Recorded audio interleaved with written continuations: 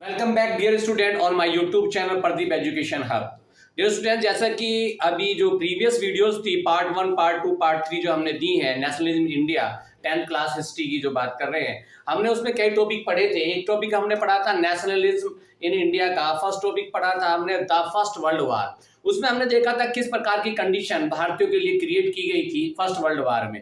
भाई एपिडेमिक भी हो गया था, इन्फ्लुएंजा भी, उससे बहुत सा 12 to 13 मिलियन जो है पीपल मारे गए थे। उसके बाद में क्या इनकम टैक्स भी इंट्रोड्यूस कर दिया था, जो आपका जो कस्टम ड्यूटीज है वो भी इंक्रीज कर दी गई थी। कुल मिला के भारतीयों की कंडीशन बहुत भयावह हो गई थी और भारतीय ये सोच रहे थे कि कोई ना कोई ऐसा, भाई ये ऐसा जैसे ही वर्ल्ड वार खत्म होगा हमारी जो प्रॉब्लम्स हैं ये खत्म हो जाएंगी, लेकिन वो प्रॉब्लम्स खत्म नहीं हुई, एज इट इज रही। Is it clear? उसके बाद में क्या था, एक नए लीडर्स जो अमर्ज हुए, उन्होंने जो अपना स्ट्रगल का जो मोड था वो भी चेंज किया। तो इसी एवज में आपने देखा कि गांधी जी 1915 में साउथ अफ्रीका से आ गए थे। साउथ अफ्रीका में उन्होंने रेसिस्ट रिजाइन जो वहां पर चल रहा था, काले और गोरे का जो मतभेद चल रहा था, उनके अगेंस्ट में 1906 में उन्होंने वहां पर जो अपना सत्याग्रह चलाया था वो सक्सेस हुआ था। उसके बाद में 3 सत्याग्रह भारत में भी चलाए थे। चंपारण में चलाया था आपका जो इंडिगो प्लांटिंग सिस्टम के खिलाफ चलाया था। दूसरा आपका खेड़ा में जो है आपका जो वहाँ पे जो क्रॉप्स फेलियर हो गई थी, जो प्यूपिल है वहाँ पर जो पीजेंट है दे वर अनेबल टू पे द रेवेन्यू, वो उसमें रिलैक्सेशन चाहते थे, उसके लिए भी वहाँ पर भी उन्होंने किया। तीसरा उन्होंने जो है अहमदाबाद में कॉटन मिल वर्कर के लिए भी किया, वहाँ पर भी। तो तीनों जो मूवमेंट आपके जो सक्सेस रहे। उसके बाद में क्या कहा कि जो ब्रिटिशर्स थे वो डर गए कि अगर ये भारतीय यूनाइट हो गए तो फिर तो हमारी जो सरकार है, जो हम इन पर काबू किए हुए, इनको कंट्रोल किए हुए, मोनोपोली हम चला रहे हैं, वो हमारी खत्म हो जाएगी। तो उन्होंने वहां पर क्या चला दिया, रोलेट एक्ट चला दिया 1919 में। रोलेट एक्ट चलाने के बाद में फिर उन्होंने मार्शल लॉ भी लगा दिया। रोलेट एक्ट तो ब्लैक एक्ट भी मैंने बताया था आपको, क्योंकि उसमें किसी भी व्यक्ति को 2 साल तक बिना किसी कारण के वो अरेस्ट कर सकते थे और बिना किसी ट्रायल के वो 2 साल तक जेल में रख सकते थे। इसके अगेंस्ट में जगह जगह मूवमेंट हुए। गांधी जी ने भी 6 अप्रैल 1919 को जो हड़ताल शुरू की, पीसफुल प्रोसेशन भी किए, जिस पर क्या जो है गोलियां चलाएगी। उसके एवज में इंडियंस ने भी बहुत सारे जो है उनकी जो बिल्डिंगे हैं, जो टेलीग्राम लाइन थी आपकी या अदर जो भी रेलवे लाइन थी, उनको भी नुकसान दिया, गवर्नमेंट बिल्डिंग्स को भी हार्म किया। तो इस प्रकार से ये मास प्रोसेशन चलता रहा।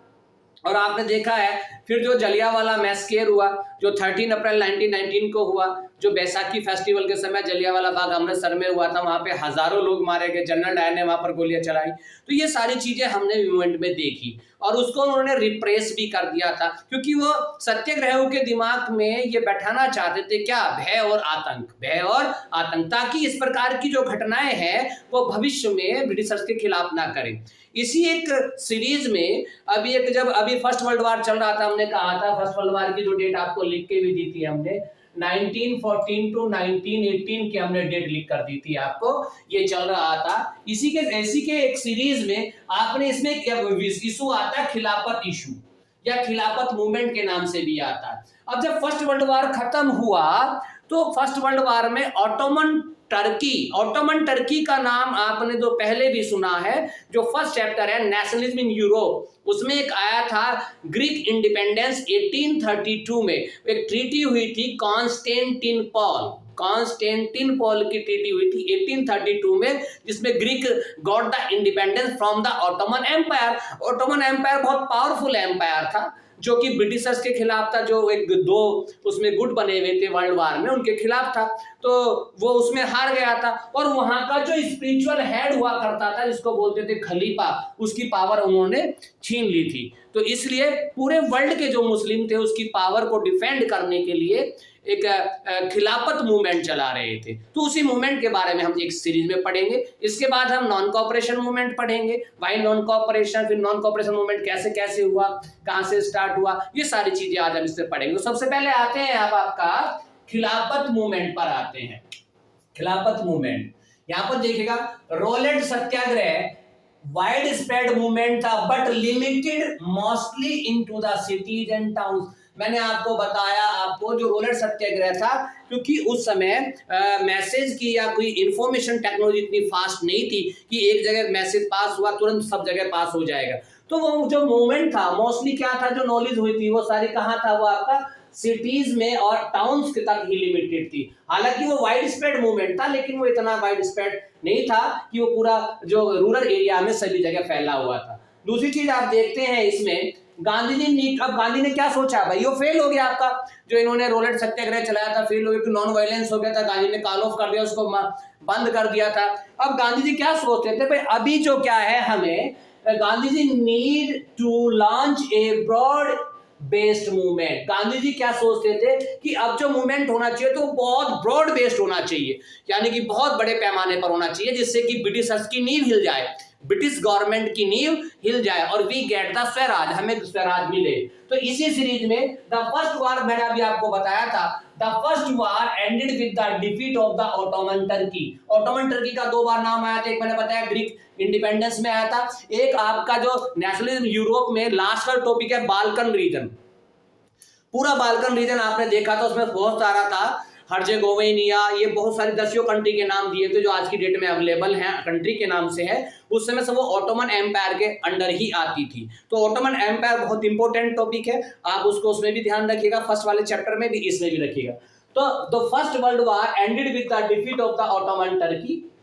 ऑटोमन टर्की के साथ में जब से वार हुआ, वार के बाद में क्या होती है, संधि होती है, समझौता ही होता है, लेकिन हारने वाले को जीतने वाले की जो भी शर्तें हैं वो माननी पड़ती हैं, क्योंकि वो हारा है। तो इसी एवज में a harsh treaty was imposed on the Ottoman emperor. एक जो है अपमानजनक संधि, हार्श ट्रीटी का मतलब अपमानजनक संधि, was imposed on the Ottoman emperor. Ottoman emperor पर या साम्राज्य, उस पे जो राजा पे थी, जो वहां पे उसको क्या था, स्पिरिचुअल हेड था, आध्यात्मिक मुखिया, यानी कि उनके जो एक इस्लामिक जो धर्म है, इस्लाम जो धर्म है उनका वो मुखिया हुआ करता था, वर्ल्ड का, इस्लामिक वर्ल्ड का मुखिया हुआ करता था, जिसको हम बोला करते थे खलीफा। और उसके पास में टेम्पोरल लौकिक पावर हुआ करती थी, टेम्पोरल पावर हुआ करती थी, तो वो उन्होंने उसमें छीन ली थी। उन्होंने खलीफा की जो भी पावर्स थी वो सब उन्होंने छीन ली थी, क्योंकि वो मैक्सिमम लोग क्या थे, क्रिश्चियन थे, और ये लोग क्या थे, मुस्लिम थे। तो यहाँ पर जो इनका जो खलीफा हुआ करता, जो उनका लीडर हुआ करता था, जो स्पिरिचुअल हेड भी हुआ करता था, उसकी पावर उन्होंने छीन ली। अब पूरे वर्ल्ड, अभी मैंने कहा कि पूरे वर्ल्ड के मुस्लिम जो उसकी पावर को डिफेंड करने के लिए, to the defend his power, एक खिलाफत committee formed in the April 1919 Bombay also. पूरे वर्ल्ड के मुस्लिमों ने उसकी पावर को डिफेंड करने के लिए खिलाफत मूवमेंट चलाया, खिलाफत इशू उठाया, और इसी के एवज में भारत में भी, मुंबई में, इसको नोट कर लेना, अप्रैल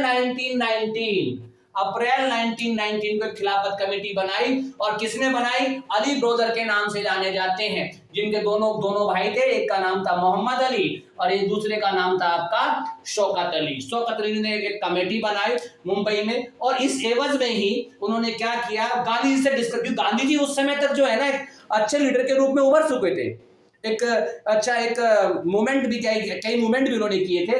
तो उन्होंने क्या था, गांधी से डिस्कशन शुरू किया, भाई United mass action on the issues, कि इस पर जो है, जो खिलाफत का जो इशू है, इस पर एक मास मूवमेंट किया जाए, मास एक्शन लिया जाए, ताकि जो खलीफा की टेम्पोरल पावर थी, जो लौकिक पावर थी, उसके पास जो पावर थी, उसको वो वापस मिल जाए। हाँ, गांधी जी इसी अपॉर्चुनिटी को तो देख रहे थे। भाई गांधी जी को क्या चाहिए था, गांधी जी पहले भी ये चाह रहे थे, देखो इन्होंने रोलेट सत्याग्रह चलाया, लेकिन वो लिमिटेड था, कहां तक, सिटीज तक, टाउन्स तक था। तो गांधी जी चाहते थे कि एक ब्रॉड बेस्ड मूवमेंट हो। अब गांधी जी को क्या था, ये अपॉर्चुनिटी हाथ में लग गई। इससे क्या था, भाई मुस्लिम भी और हिंदू भी दोनों के दोनों एक अम्ब्रेला के नीचे हो सकते, एक यूनिफाइड मास मूवमेंट हो सकता है।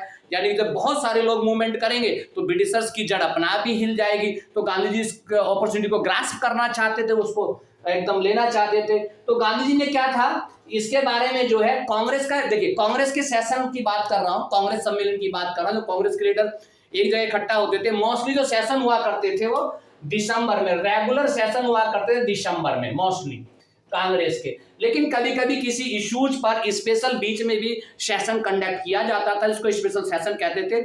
इसी प्रकार से एक सेशन कलकत्ता में एक कंडक्ट किया 1920, इसको नोट कर लेना, ये आपका मैप में भी आता है, कांग्रेस सेशन एक मैप में जरूर आता है।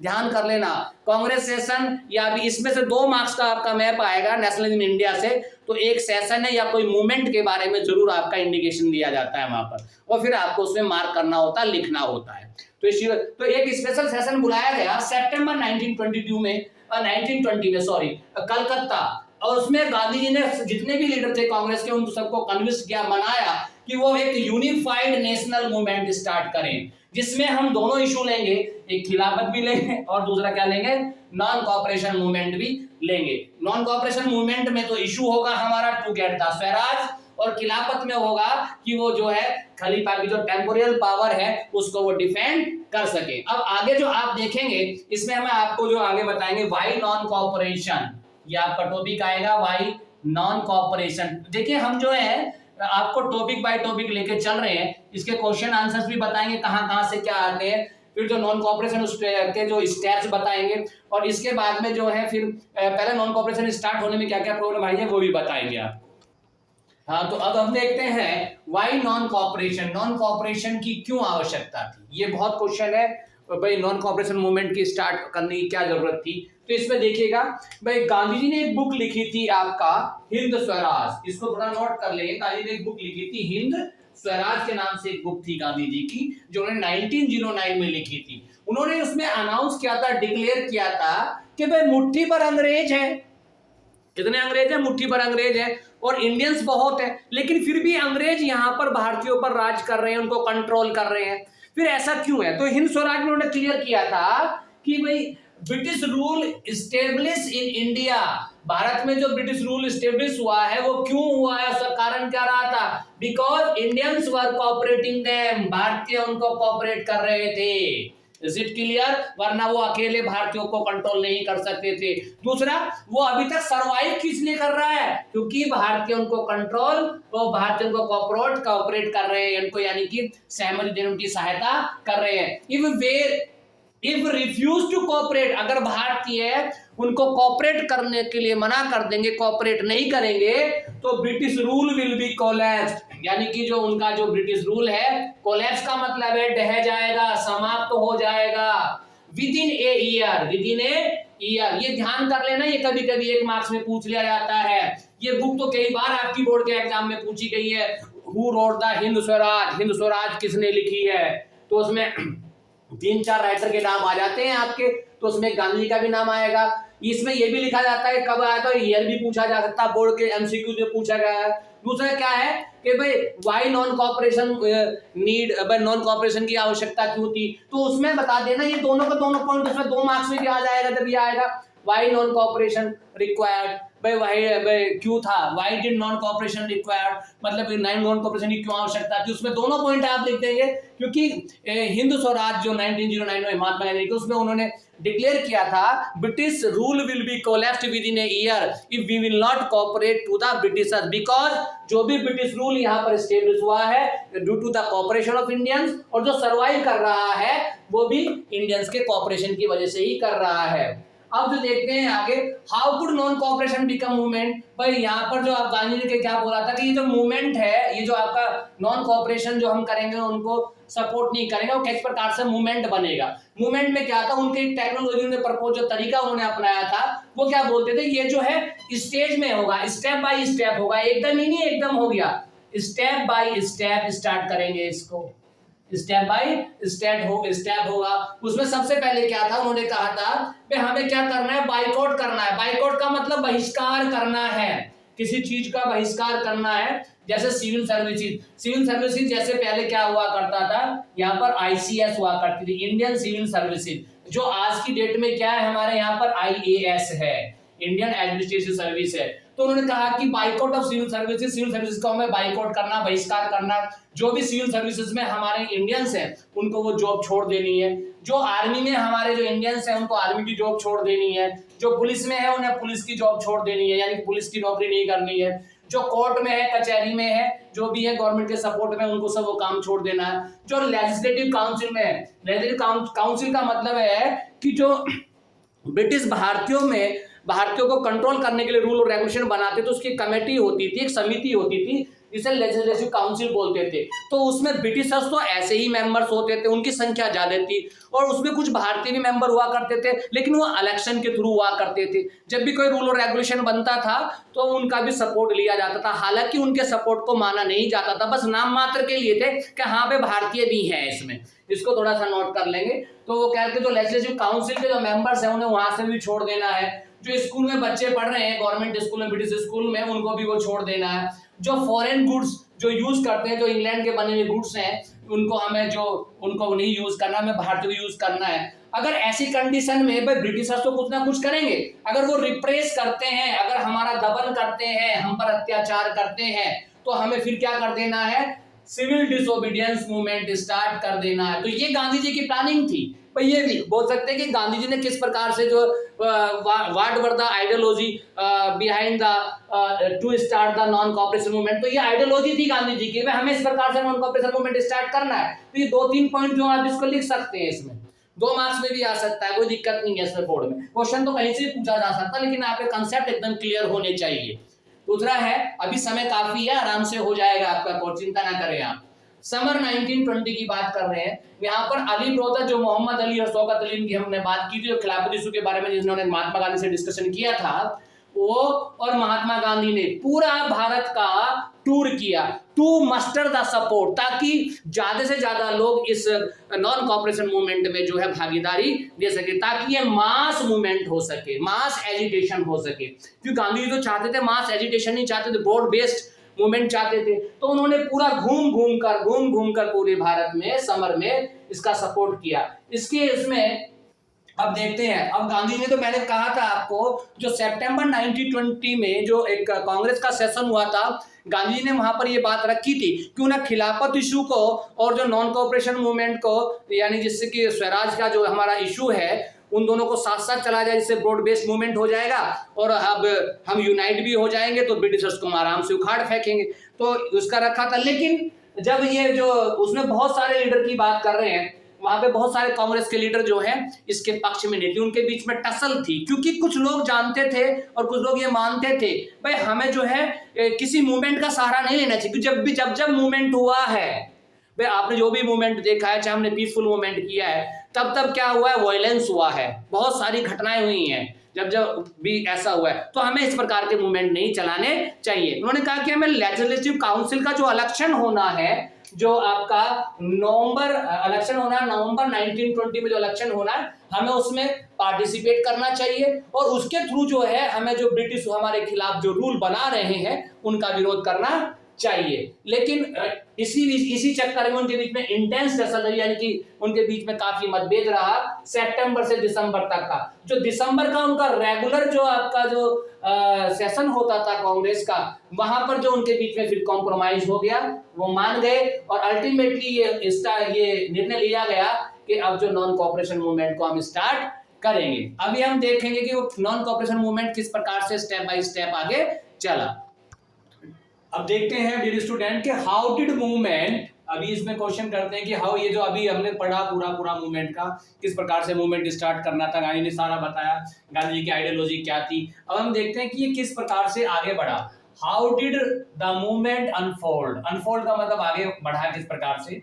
हु पार्टिसिपेटेड इन इट, इसमें किसने पार्टिसिपेट किया।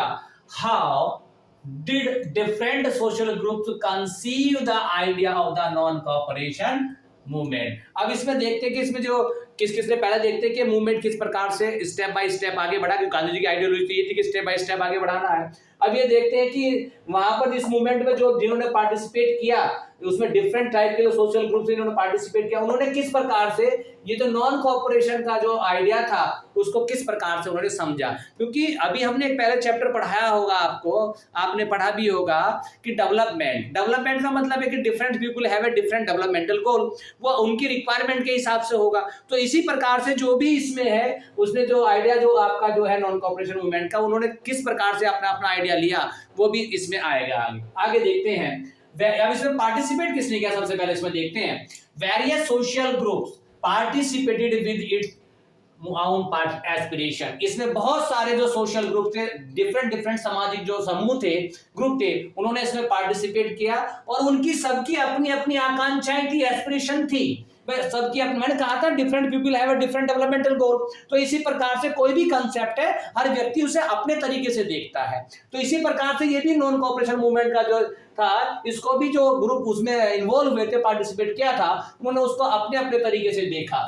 ऑल ऑफ देम रेस्पोंडेड, सभी का काम था तो रेस्पॉन्ड कर रहे थे टू कॉल ऑफ स्वराज। सभी क्या था, स्वराज लेना था। यहाँ पर हमने डेवलपमेंट की बात की थी, यहाँ पे वर्ड समझिएगा, स्वराज है।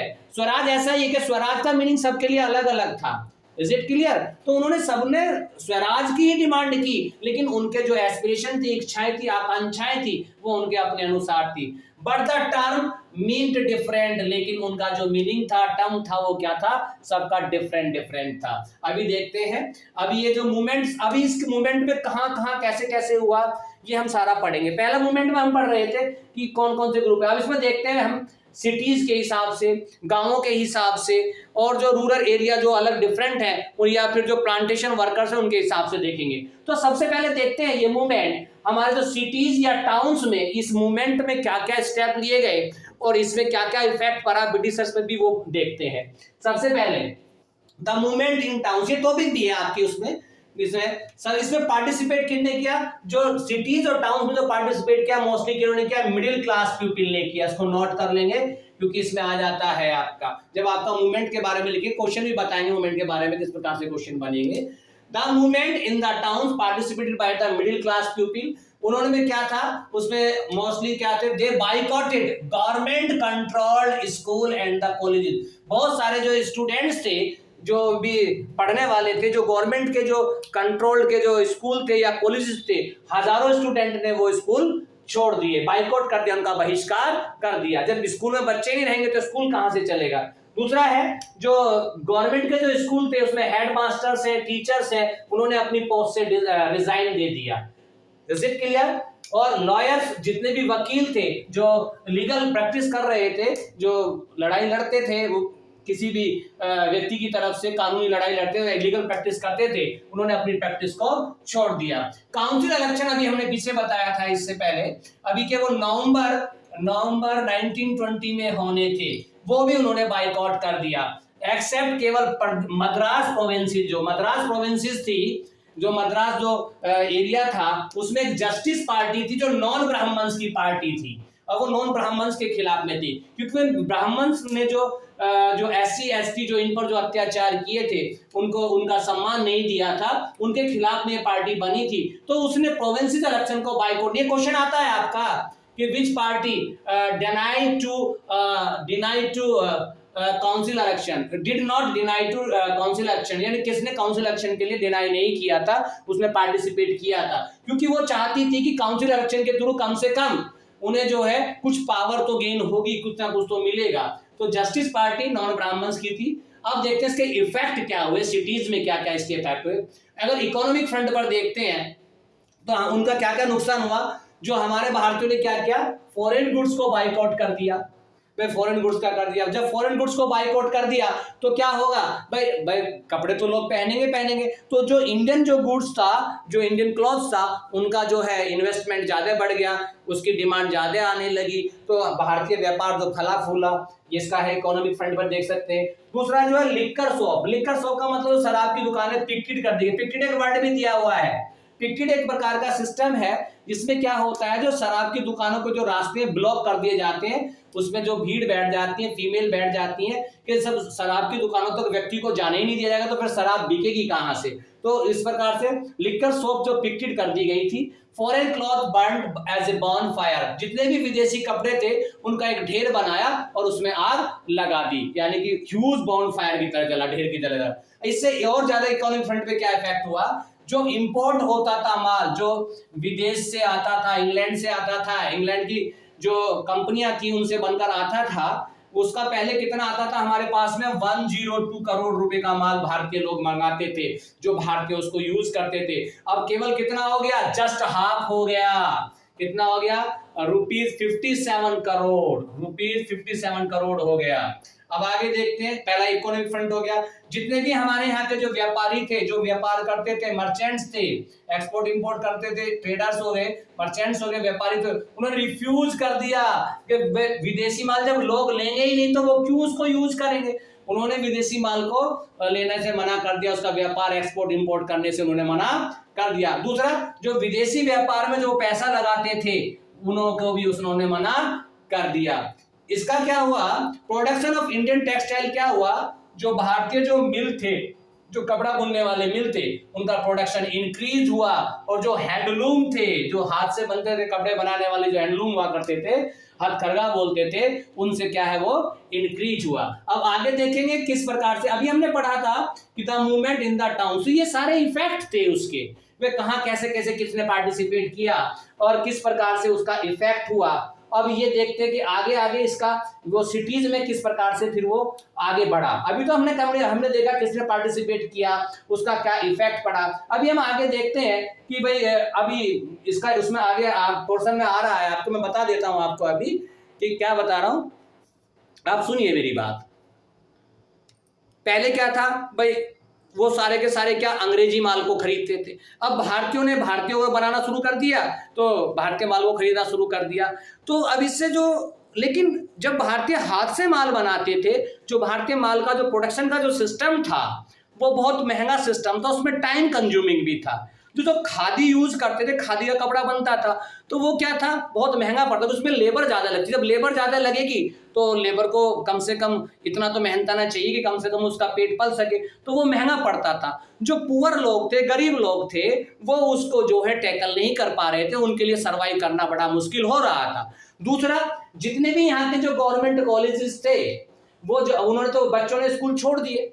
बच्चों ने स्कूल छोड़ने के बाद में उनको अल्टरनेट, बच्चे क्या करेंगे अगर स्कूल नहीं जाएंगे तो, ना पढ़ पाएंगे, ना उनकी एजुकेशन हो पाएगी, तो फिर कैसे जाएंगे, क्योंकि इंडियन स्कूल थे नहीं जिसमें भारतीय एजुकेशन दी जाए, वो थी नहीं। तो धीरे धीरे इस प्रकार से लोग जो है, कपड़ा भी नहीं था, फिर जो भारतीय जो माल बन रहा था वो महंगा पड़ रहा था, तो सभी उसको सर्वाइव नहीं कर पा रहे थे। इसलिए धीरे धीरे सिटीज में क्या था, मूवमेंट क्या था, वो धीरे पड़ गया था और धीरे धीरे वो बंद हो गया। लोग दोबारा से उसी ठर्रे पर आ गए, यानी कि गवर्नमेंट स्कूल में जाने लगे सभी लोग, फिर विदेशी कपड़ा पहनने लगे, तो धीरे धीरे मूवमेंट जो है बहुत धीमा हो गया। Is it clear? Country side अब पढ़ते हैं हम इसमें। Is it clear? Revision in the country side. अभी देखते हैं कि अभी हमने टाउन से पढ़ा था, अब देखते हैं कि कंट्री साइड से मतलब है कि रूरल एरिया की बात कर रहे हैं हम। किसकी बात कर रहे हैं? Rural area. कि रूरल एरिया में, ग्रामीण क्षेत्रों में किस प्रकार से फैला। अभी हमने कहा था कि सबने अपने इस मूवमेंट को अपनी अपनी एस्पिरेशन, अपनी आकांक्षाओं के अनुसार लिया था। तो इसमें देखते हैं struggle of the peasant and the tribals in the rural areas में किस प्रकार से आपका देखते हैं। पहले इसका पहला है स्ट्रगल, उसमें कहाँ हुआ, रूरल एरिया में कौन रहते हैं, गांव में कौन लोग रहते हैं, उसमें क्या रहते हैं, आपके पीजेंट रहते हैं। क्या रहते हैं? पीजेंट का मतलब किसान है। और इसमें हम देखेंगे ट्राइबल्स लोग, जो जंगलों में रहने वाले लोग हैं, ट्राइबल्स लोग रहते हैं different parts of the India में, वहां पर ये हुआ क्योंकि मास मूवमेंट था ये। अब इसमें हम एक जो एग्जाम्पल लेते हैं अवध का, उत्तर प्रदेश में अवध एक जगह है, वहां पर हम इसका जिक्र करते हैं। एक सन्यासी थे जिनका नाम था बाबा रामचंद्र, और वो एक इंडेंजर्ड लेबर थे, जो बाहर से जो है, जैसे इंडेंजर्ड लेबर क्या होते थे पहले मैं आपको बताता हूँ। फिजी से आए थे, फिजी एक कंट्री है, वहां पर भी अंग्रेजों का रूल था। तो भारत में पॉपुलेशन ज्यादा था, जब उनको लेबर की आवश्यकता होती थी वो यहाँ से एक बॉन्ड के तहत कि आप 10 साल जो है हमारे लिए दूसरे देश में काम करिएगा तो हम आपको फ्री कर देंगे, कुछ जो है हम आपको लिबर्टीज आपको प्रोवाइड करा देंगे। तो इसी प्रकार से फिजी में गए थे Baba Ramchandra, as a indentured labour में गए थे। और उसका क्या था, वहां पर जो मूवमेंट हुआ था वो अगेंस्ट क्या था, तालुकदार जो एक तालुके के मालिक हुआ करते, जो ब्रिटिशर्स के लिए वहां से टैक्स उगाया करते थे। अब वो टैक्स कैसे उगाते थे, ब्रिटिशर्स ने कहा कि भाई इनसे 1 रुपया लेना है किसानों से, इतनी जमीन पर 1 रुपया लेना है, तो वो 1 रुपये की क्या लेते थे, 2 रुपये लेते थे, 1 रुपया अपनी जेब में रखते थे। तो जो पीजेंट पर अनबर्डन, मतलब इतना बर्डन हो रहा था कि उनको सर्वाइव करना बड़ा मुश्किल हो रहा था। दूसरा क्या है, लैंडलॉर्ड्स थे, लैंडलॉर्ड जो बहुत ज्यादा जमीन के मालिक हुआ करते थे, तो वो छोटे छोटे किसानों को जमीन दे देते, टीनेंट्स का मतलब पट्टे पर देते थे, फिर उनसे वो जो रिवेन्यू कलेक्शन करते थे, उनका भी यही हाल था, तो उनके खिलाफ ये किया गया था। अब इसमें देखते हैं आगे, यहाँ पे पूरा का पूरा है, यहाँ पर क्या क्या अगेंस्ट में था, high rent and the other सेसेस, ये मैंने आपको बता दिया आपको। अब उसमें क्या था दूसरा, इनके साथ साथ में टैक्स और उनको हाई रेंट तो देना ही पड़ता था, दूसरा क्या था उनको बेगार भी करनी पड़ती थी। बेगार क्या होता है, वर्क विदाउट पेमेंट, ये आपका वर्ड भी दिया हुआ है साइड में, वर्क विदाउट द पेमेंट, यानी कि आपसे काम करा लिया और उसके बदले में आपको कुछ दिया नहीं। तो इस प्रकार से लैंडलॉर्ड क्या करते थे, जो छोटे टीनेंट्स पट्टेदार हुआ करते थे उनसे क्या थे, अपने खेतों में अपने फार्म्स में काम करवाते थे और उनको कोई पेमेंट नहीं देते थे। As tenants they had no security to turnover. दूसरा क्या था भाई, जैसे अभी जमींदार ने मेरे को 10 बीघे जमीन दे दी, ठीक है भाई आप ये ले लीजिएगा। अब जो था वो कभी भी जमीन ले सकता था, हमने मेहनत की जमीन में, अच्छी जमीन को बनाया, उपजाऊ बनाया, और जैसे ही वो ज्यादा अच्छा खेती देने लगी तो तुरंत उसका रेट बढ़ा के दूसरे को दे दिया। तो दूसरा क्या था, जो टीनेंट्स पट्टेदार हुआ करते थे उनके पास में जो था कि उनके जो टाइम की कोई टर्नओवर का मतलब टाइम पीरियड की तो कोई उन पे सिक्योरिटी नहीं थी, उनसे कभी भी लिया जा सकता था। अब इस मूवमेंट में क्या डिमांड की गई थी, रिडक्शन ऑफ द रिवेन्यू, कि भाई जो भी रिवेन्यू ले रहे हैं आप, जो लगान जो ले रहे हैं उसका कम किया जाए। एबोलिशन ऑफ द बेगार, बेगार नहीं कराई जानी चाहिए। दूसरा है सामाजिक, अब इसके अंदर क्या था, सोशल बाइकआउट किया गया of the oppressive landlords, oppressive landlords, जो लैंडलॉर्ड जो ऑपरेसिव सिस्टम कर रहे थे उनके अगेंस्ट में, उसमें क्या गया, नाई धोबी बंद किया गया, नाई धोबी बंद मूवमेंट चला गया। इसका मतलब क्या है कि भाई आपका जो है, जो इनके जो कपड़े जो बार है और वॉशिंग का जो सिस्टम था, पहले जो जमींदार उनके कपड़े धोते थे, बाल कटवाते थे, तो वो सब उनका बंद कर, यानी कि सोशल बहिष्कार किया गया था उनका। अब जून में जो है आपके जवाहरलाल नेहरू जो है अवध पहुंच जाते हैं और विलेजर्स से मिलते हैं, वहां पर बता भाई यहाँ पर क्या हो रहा है, तब उनके ग्रीवेंसेस, उनके दुखों को वो जान पाते हैं। और इसके अगेंस्ट में उन्होंने अक्टूबर 1920 में अवध किसान सभा का गठन किया, और जिसकी जो है सुपरमेसी जो है कंडक्ट की इसको जो प्रेजेंसी की किसने की, जवाहरलाल नेहरू ने। और एक महीने के अंदर ही लगभग 300 ऐसी ही अलग अलग जगहों पर 300 अवध किसान सभाएं बन गई। अब मूवमेंट जो स्प्रेड हुआ, जब जैसे ये नॉन कॉपरेशन मूवमेंट स्टार्ट हुआ, हमने कहा था कि इसको सभी ने अपने अपने तरीके से लिया। तो जब 1921 में जब ये चल रहा था, अच्छे रिदम में था, तो उस समय क्या था, यहाँ के जो किसान जो थे डिफरेंट प्लेसेस और विलेजेस की बात कर रहे हैं, उन्होंने क्या करा, houses of the Talukdar and merchant attack, जो तालुकदार और जो मर्चेंट के जो घर थे उन पर अटैक करना शुरू कर दिया, उन पर जानलेवा हमले भी किए, बाजार लूट लिए गए, बाजारों में जो भी सामान था वो लूट लिया गया, जो ग्रेन्स के जो स्टोर रूम थे जहां पर ग्रेन्स रखा जाता था, ठीक है, वो सारे के सारे उन्होंने वो लूट लिए। लोकल लीडर्स ये मानते थे, ये अनाउंस करते थे गांधी जी की आइडिया, गांधी ने कहा नहीं था लेकिन वो गांधी की तरफ से अपना भी बोलते थे कि लीडर्स क्या बोलते थे, Gandhi ji declared that no tax, Gandhi बोलते हैं अब कोई टैक्स नहीं दिया जाएगा किसी को, जबकि गांधी ने ऐसा कुछ नहीं कहा था। लैंड विल बी रीडिस्ट्रीब्यूटेड, अब जो लैंड है वो दोबारा से सबको दिया जाएगा, जो लैंडलेस पीपल है उनको क्या है, वो लैंड दोबारा से दिया जाएगा। अब इसमें देखिएगा अभी ग्रामीण साइड में किस प्रकार से वहां पर हुआ। अभी हम पढ़ रहे थे अवध का, हमने पढ़ा, बाबा रामचंद्र का पढ़ा। अभी हम पढ़ते हैं कि जो ट्राइबल लोग थे, जो जंगलों पे रहने वाले लोग थे, मोस्टली जंगलों में रहने वाले लोग क्या थे, आपको मालूम है, जंगल में रहने वाले लोग अपनी जितनी भी आवश्यकताएं हैं, रिक्वायरमेंट हैं, चाहे वो भोजन की हो, चाहे वो उनके रहने सहने की व्यवस्था हो, वो सारी क्या है उनकी फॉरेस्ट पर ही निर्भर करती है। अब अंग्रेज क्या थे, यहाँ पर मैक्सिमम जितने भी रिसोर्सेज थे जो उनको यूज में हो सकते थे, तो जंगल में भी उन्होंने बैन लगा दिए थे, उन्होंने फॉरेस्ट की भी कैटेगरी कर दी थी, रिजर्व्ड फॉरेस्ट है, प्रोटेक्टेड फॉरेस्ट है, इस प्रकार से लॉ बना दिए थे। तो वहाँ पर जो फ्रूट के लिए, अपनी लकड़ी के लिए, जलाने की फायरवुड के लिए या अन्य चीज़ों के लिए जो जंगल के लोग उन पर निर्भर थे, तो वो बेचारे जो थे वो एक प्रकार से मजदूर बनकर रह गए।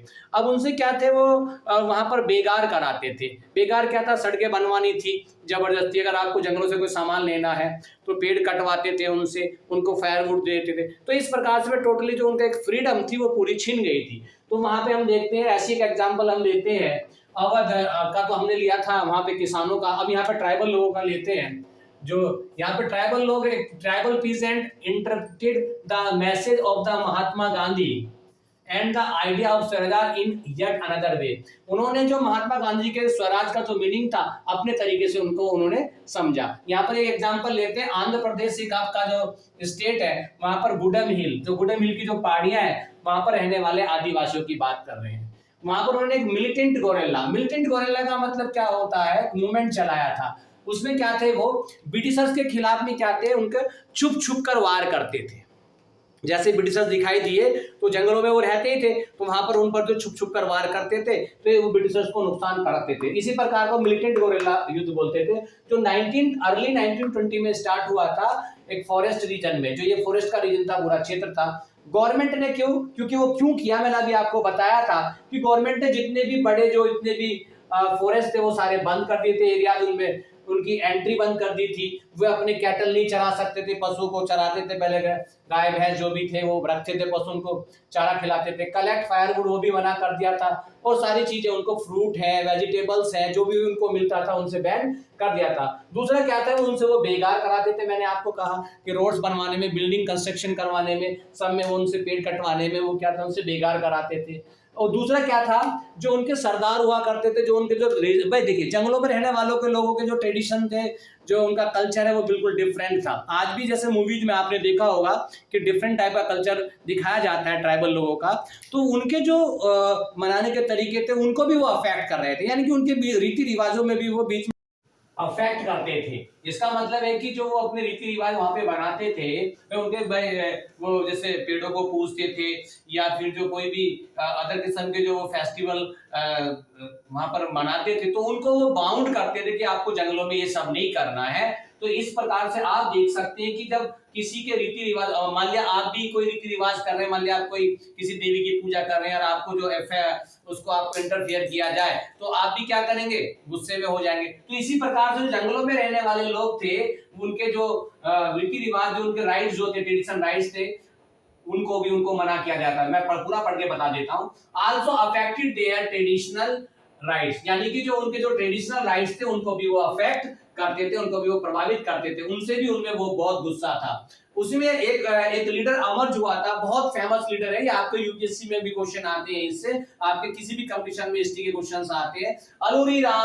अलूरी सीताराम राजू, बहुत बढ़िया नाम है, अलूरी सीताराम राजू। एक उनका लीडर अमर हुआ था।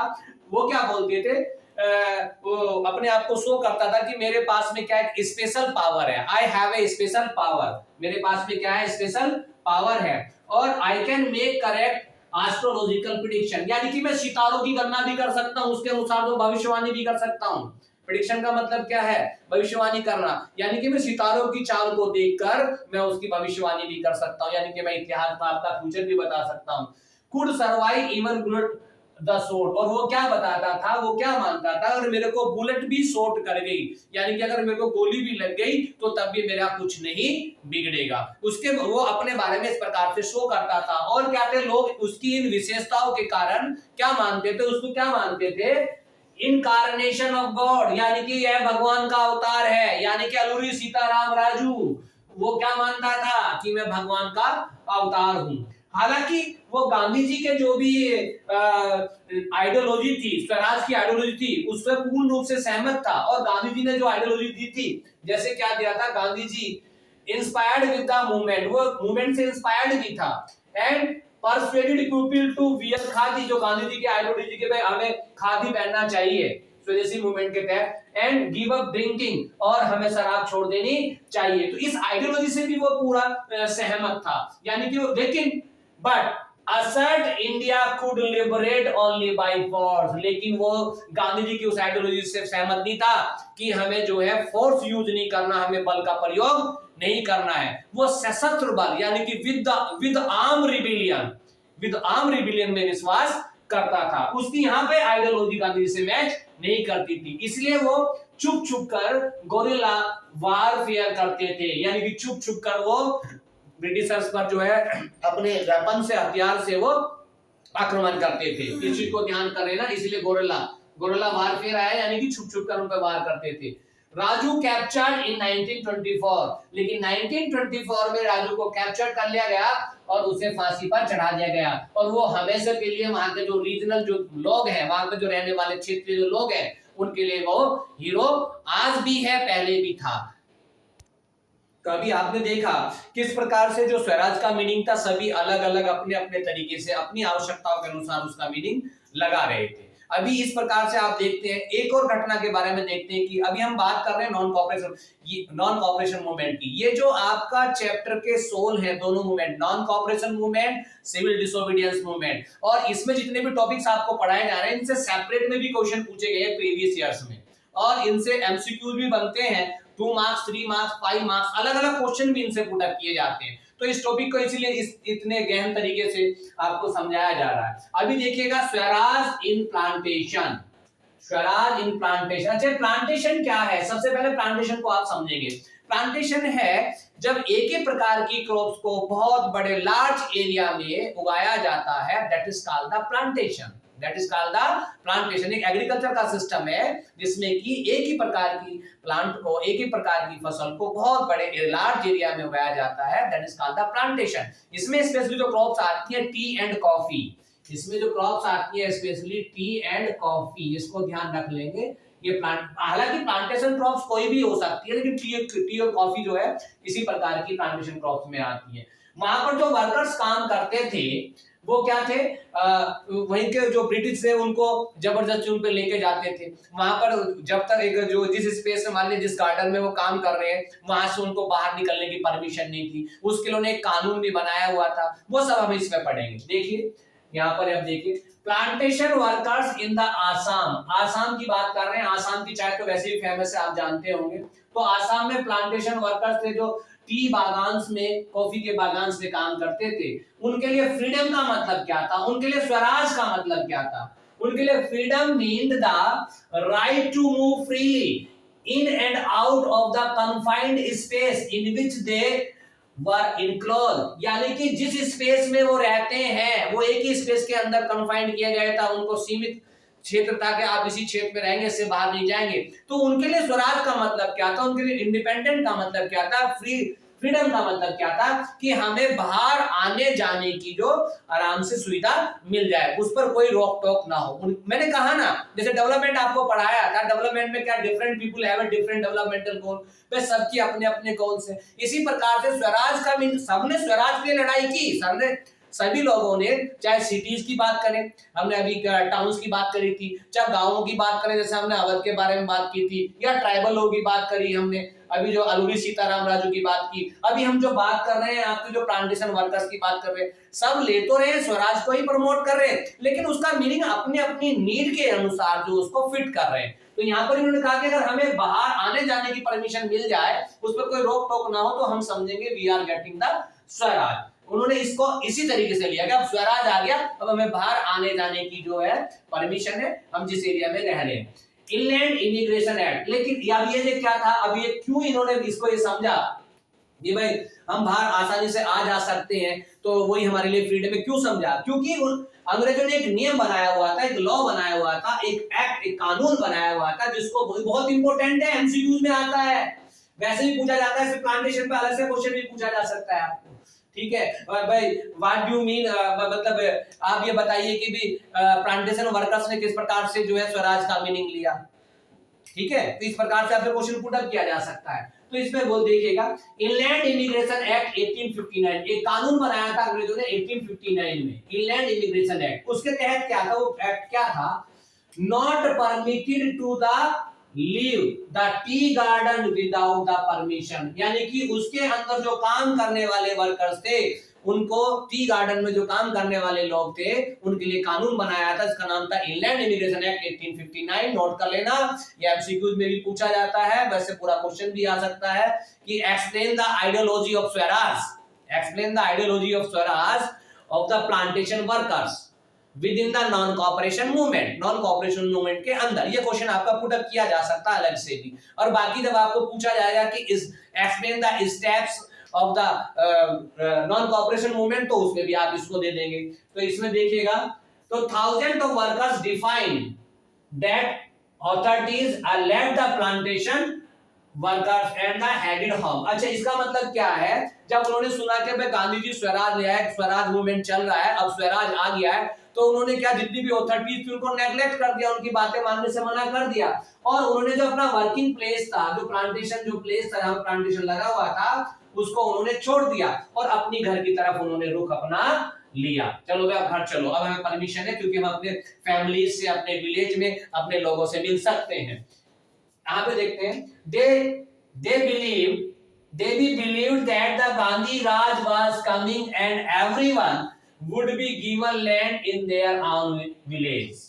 वो क्या सोचते थे, अब गांधी राज आ गया है, स्वराज जब चल रहा था, मूवमेंट चल रहा था, उन्होंने सोचा अब गांधी राज आ गया है, अगर हम अपने घर चले जाते हैं तो अभी हमें सबको, जितने भी वर्कर्स हैं अपने गांव में, उनको जो सबको लैंड मुहैया कराया जाएगा या लैंड दिया जाएगा फॉर द एग्रीकल्चर। अब आगे देखते हैं, लेकिन उसी समय उनका देखिए लक की बात है, उस समय क्या था, रेलवे की और जो स्टीमर्स थे, जो पानी के रास्ते में स्टीमर से जाते हैं, बोट होती है एक प्रकार की इलेक्ट्रिक जो इंजन से चलने वाली है, उसकी हड़ताल चल रही थी, तो पुलिस ने उनको बीच रास्ते में ही कैप्चर्ड कर लिया, caught by the police and brutally beaten up, और जो है उनको बहुत बेरहमी से पीटा गया। कुछ लोगों को तो मौत के घाट भी उतार दिया गया, भले आपके एनसीईआरटी में नहीं है, लेकिन इतिहास ये कहता है। तो अभी जो हमने आज का जो सेशन है, इस वीडियो को पूरा आप देखा है आपने, हमने पहले खिलाफत मूवमेंट पढ़ा है, खिलाफत मूवमेंट क्यों हुआ, ऑटोमन एम्पायर के जो एम्परर थे उसकी पावर को जो है छीन लिया गया था, वो आपका उनका जो रिलीजियस हेड हुआ करता था, तो पूरे वर्ल्ड में जितने भी मुस्लिम थे उन्होंने उनकी पावर को जो छीन लिया था, उनको वापस दिलाने के लिए वो क्या आंदोलन छेड़ा। यहाँ पर भी मोहम्मद अली और शौकत अली ने मुंबई में 1919 अप्रैल में जो यहाँ पर जो है आपकी जो है एक कमेटी बनाई, जिसको खिलाफत कमेटी के नाम से जानते हैं, और उन्होंने गांधी जी के साथ में मिलकर जो मास मूवमेंट चलाने के डिस्कशन किया। गांधी जी को भी ये चाहिए था कि अभी गांधी जी भी एक मास मूवमेंट चाहते थे, मास मूवमेंट के साथ साथ उन्हें भी एक अपॉर्चुनिटी लगी कि जब तक हिंदू मुस्लिम एक नहीं होंगे, एक अम्ब्रेला के नीचे नहीं आएंगे, तब तक मास मूवमेंट नहीं होगा। फिर उन्होंने सितंबर 1920 में जो है ये बात जो है कांग्रेस के स्पेशल सेशन में रखी, लेकिन वहां पर जो इंटेंस टसल हो गया, आपस में मतभेद हो गया, कुछ लोग जो काउंसिल के लेजिस्लेटिव काउंसिल के जो इलेक्शन थे उसको लड़ना चाहते थे, वो नहीं चाहते थे कि दोबारा से वायलेंस हो, क्योंकि जितने भी इस प्रकार के मूवमेंट हुए, जैसे रोलेट मूवमेंट हुआ था, उसमें आपने देखा है कि वो वायलेंस हो गया था। इसी प्रकार से आप देख सकते हैं, तो ये सारी चीजें हमने बताई हैं। तो यहाँ पे डिफरेंट में पूछा जाता है। और दूसरी चीज है, इसमें क्वेश्चन कौन कौन से बन सकते, एमसीक्यूज तो बनेंगे। मैथ में भी इसमें जो आपके जो सेशन है वो आपके जो है बता दिए गए कि कौन कौन से सेशन है, दोनों सेशनों में से एक मैथ में वो पूछा जाता है। और दूसरी चीज बता रहा हूं, क्वेश्चन कैसे पूछे थे कि इसमें अभी प्रीवियस ईयर में क्वेश्चन जो पूछे गए थे, how Gandhi ji united the Indians by the non cooperation movement. तो इसमें आप क्या लिखेंगे कि Gandhi ji united the Indians by the non-cooperation movement because in this different social groups participated with maybe a different उनका scenario हो समझने का, उनका अपना अलग चीज हो। दूसरी चीज क्या था, what were the reason behind the non-cooperation, starting क्या करने का, what were the reason to start the non-cooperation movement। तो इसके तीनों के तीनों आपको एक मैन देना है। पहला क्या देना है, the condition created by the first world war, the condition created by the first world war. दूसरा है आपका रोलेट एक्ट, तीसरा है आपका जलियांवाला बाग मैसकेयर। तो इस प्रकार से 3-4 आपको कारण भी देने हैं। Is it clear. उसके बाद इसका कंक्लूजन क्या रहा, क्या क्या रहा।